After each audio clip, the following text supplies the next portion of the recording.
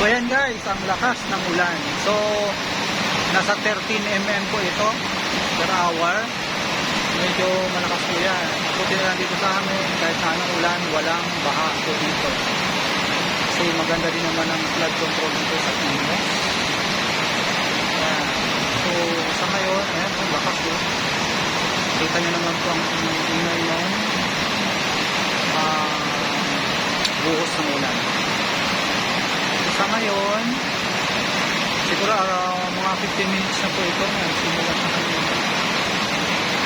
Ayan, even po sa Manila ngayon, according to panahon.gov.ph, bistahin nyo po, makikita nyo po doon gaano makapal ang ulan. Ayan. Makikita nyo po doon. Ayan, oras din po kung ano mo, ayan. So, gaano siya napakakapal according to ano yung clouds niya.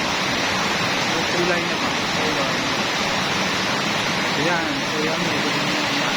Pero, grabe, nandito kasi sa Sakang Garden. Ayan. Ang nakakapa. So, parang ano ito, thunderstorm. Medyo malakas din kasi ang enhancement ng habagat. Kaya ganito ang panahon. Pero bukas, ang alam ko ay medyo maganda-ganda na ang panahon. Tutuloy-tuloy na siguro about a week.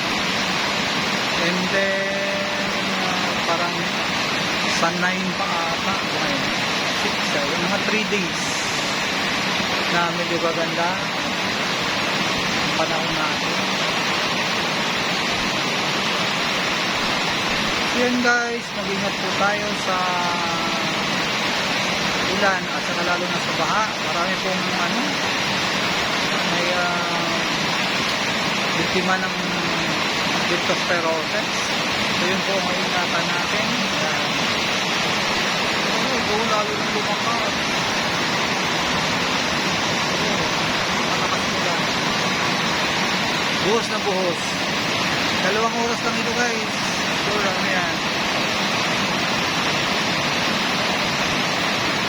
Pero dito sa amin guys, mag-20 years na kami dito. Never pa kami binaha yung aming kahit yung daan namin dito sa harapan o yung yung subdivision. Kasi dito po, pag may mabara-bara po, pinapagawa kada siya sa MOA. So kahit pa paano dito na iwasan din yung magbaha sa loob.